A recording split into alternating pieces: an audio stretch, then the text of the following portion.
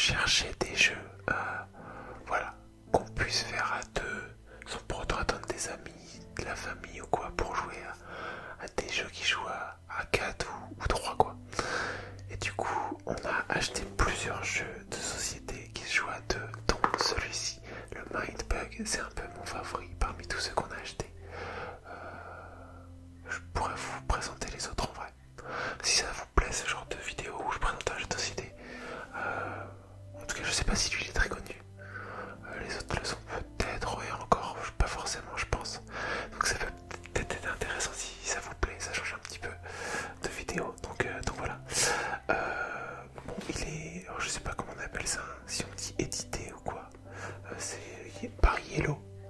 Vous avez peut-être déjà vu ça. Est-ce que j'ai d'autres jeux comme ça? Je crois que j'en ai d'autres. Pas sous les yeux là, mais j'en ai d'autres. Alors qu'est-ce qu'on a? Voilà, oui déjà je trouve que les illustrations, la boîte, sur la boîte déjà est très jolie. Vous allez voir les cartes. C'est un jeu de deck où on a un deck de cartes chacun et les cartes sont plutôt très jolies. En tout cas, je trouve. Lancez vos créatures à l'assaut de votre adversaire, mais méfiez-vous, elle pourrait se retourner contre vous. Votre adversaire joue une créature qui lui donne un avantage décisif. Activez l'un de vos Mind Bugs et ajoutez cette créature à vos propres forces.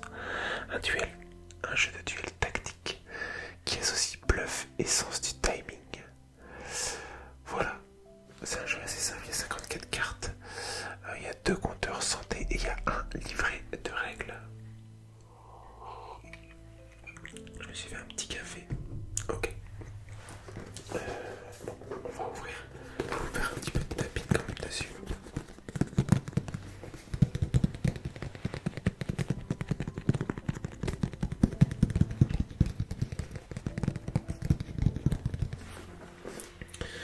Alors. Hop.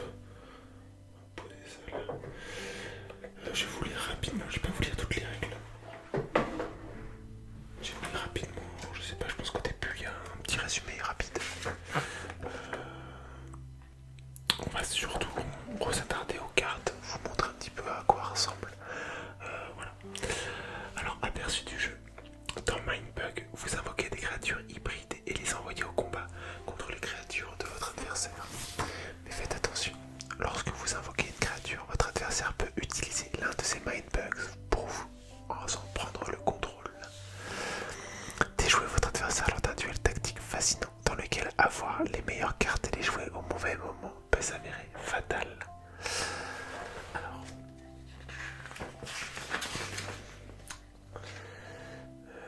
on peut lire les concepts principaux peut-être. Alors, bon, sur la carte, il y a donc les cartes créatures ressemblent à ça. Par exemple, bon, je vous en sortirai une après, mais et voilà, elle ressemble à ça. Où tu as sa puissance en haut, son nom, et ensuite tu as un mot-clé.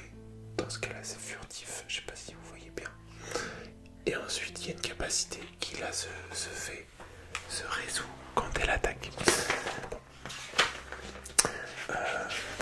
Résoudre les effets. Du coup, lorsque vous résolvez un effet, faites-le toujours autant que possible et ignorez ce qui ne peut être résolu. Exemple, si un effet vous demande de vous défausser de 2 cartes, mais que vous n'en avez qu'une seule en main, défaussez-vous uniquement de celle-ci. Lors de la résolution d'un effet, le joueur qui effectue l'action fait tous les choix liés à cet effet, à moins qu'il en soit spécifié autrement. Exemple, si l'une de vos cartes a pour effet détruire une créature ennemie, vous choisissez la créature ennemie à détruire, puisque vous effectuez l'action. Si une autre de vos cartes a pour effet votre adversaire se défausse d'une carte, il choisit la carte dont il se défausse puisqu'il effectue l'action, etc. Bon, on va pas lire en fait tout ça. Tac. Alors, déroulement de la partie. But du jeu, vous gagnez immédiatement la partie lorsque les points de vie de votre adversaire sont réduits à 0. On commence avec 3 points de vie. Voilà. On peut en gagner. On peut en perdre du coup. Tac. On va distribuer 10 cartes à chaque joueur et on va créer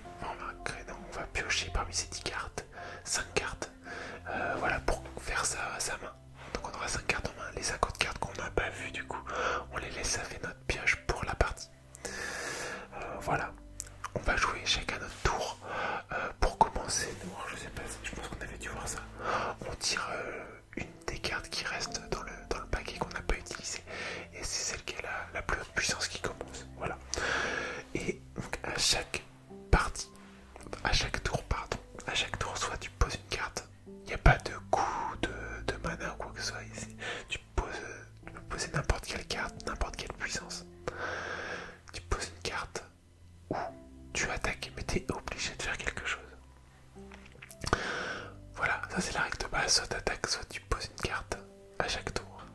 Quand tu peux plus faire aucune de ces deux actions, tu as perdu. Voilà. Même si te reste des points de vie, tu as perdu. Voilà, donc c'est ça. Donc, comme ça, c'est simple. Les cartes, elles ont des effets qui se déclenchent parfois quand tu joues la carte, parfois quand tu attaques avec cette carte, ou parfois quand la carte est détruite. Par exemple, peut avoir un effet, vous détruisez une carte ennemie ou quelque chose comme ça. Voilà. Et il y a les mind bugs qui sont l'élément essentiel, l'élément clé de la partie, du jeu.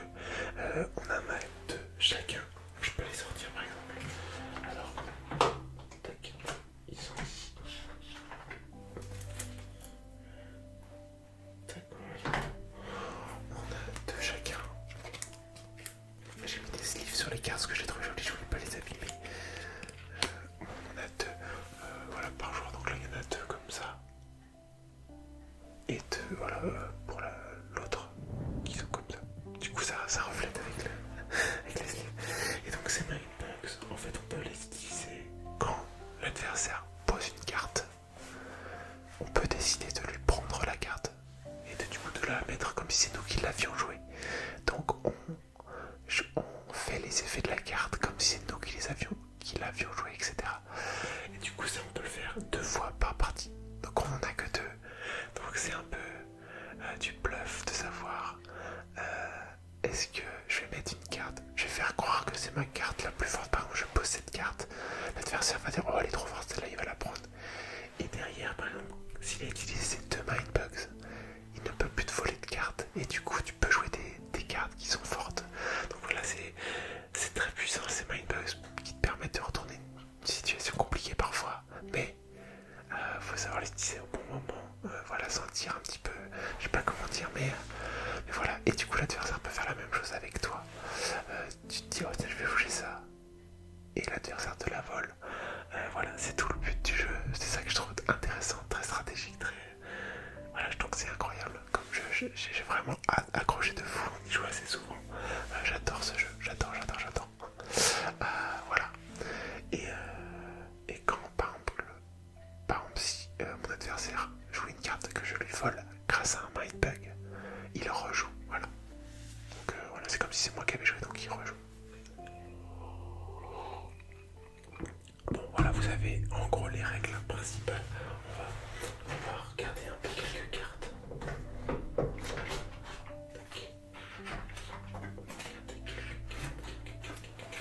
Bon, du coup, il y a des cartes qui sont en plusieurs exemplaires, donc bon, je sais pas trop comment faire, parce qu'on va retomber 2 fois sur les mêmes. Bon, on va faire comme ça. Tiens, par exemple. Tac. Ouais, bon, on va faire comme ça, puis on verra. S'il y en a que le coup on a déjà vu, c'est pas très grave. Ok. On va pas lire les effets des cartes, on va juste regarder le nom. Et puis voilà, je vais vous montrer l'image. Donc là, il y a l'hydre escargot. Et souvent, c'est un combo de deux trucs. Donc là, c'est l'hydre escargot. Voilà. On va avoir le furet saboteur. Il y a quelque chose de très important que je n'ai pas précisé. Les cartes, donc, elles peuvent avoir des mots-clés comme là, ce furet saboteur à furtif. Vous voyez là, ici, furtif. Il y en a combien? Comment dire de bêtises? Il y a combien de mots-clés?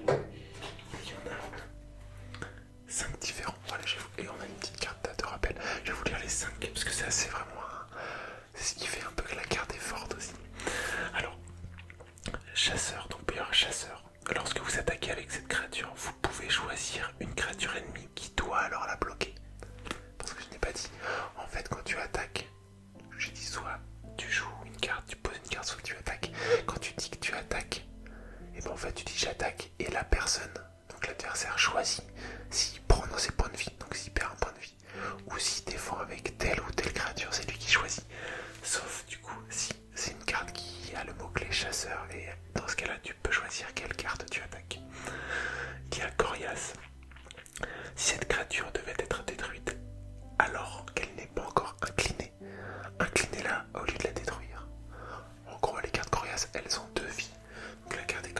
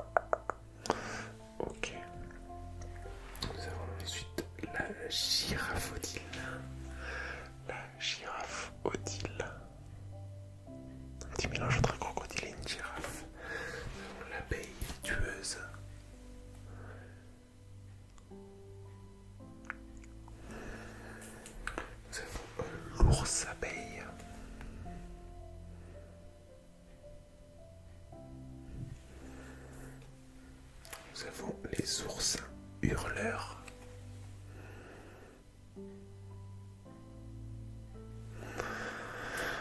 Nous avons donc l'abeille du je l'ai déjà vu. Nous avons la veuve noire. La veuve noire. Ok, et donc du coup le deuxième petit paquet.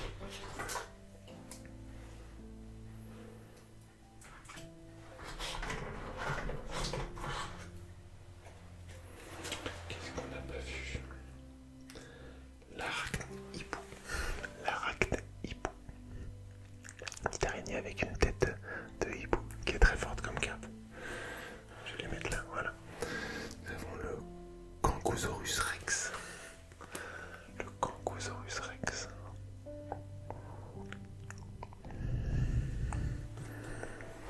Nous avons la sirène mystérieuse. Il y a certaines cartes qui sont plusieurs fois, d'autres qui sont qu'une seule fois. Nous avons le pilleur de tombes.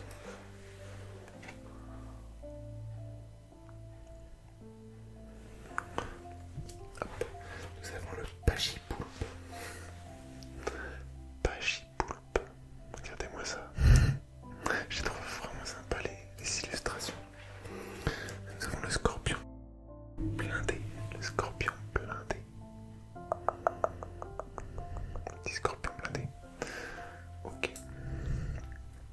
Voilà. Nous avons le tigre écureuil. Le tigre écureuil. Alors, la neuromouche. La petite neuromouche. Regardez ça, elle est toute mignonne. Celui-là, on l'a vu. Ça, le Yeti solitaire. Il m'a permis de gagner la dernière partie qu'on a jouée. Je l'ai bien aimé celle-là. C'était la première fois que je la jouais parce qu'en fait, comme du coup tu distribues les cartes, elles sortent pas tout le temps. Voilà. Nous avons le Turboustique. Turboustique. Celui-là, on l'a vu. Hop. Nous avons le requin, crabe, chien, momie, pieuvre. C'est une carte assez spéciale. Je vais vous la lire. Oui, un petit mélange de tout. Alors, la carte A gagne chasseur. Tant qu'une créature ennemie a chasseur. Item pour furtif, venimeux et furie. Donc en fait, si ton adversaire sur le terrain a une carte chasseur, une venimeux, une furie, et ben elle va avoir tous les mots-clés d'un coup en fait. Donc ça peut être plutôt fort en fonction de quand tu la joues. Voilà, et de ce qu'il y a sur le terrain de ton adversaire. Nous avons le crapaud bombe. Le crapaud bombe. Voilà. Le gorillon. Le gorillon. Gorillon.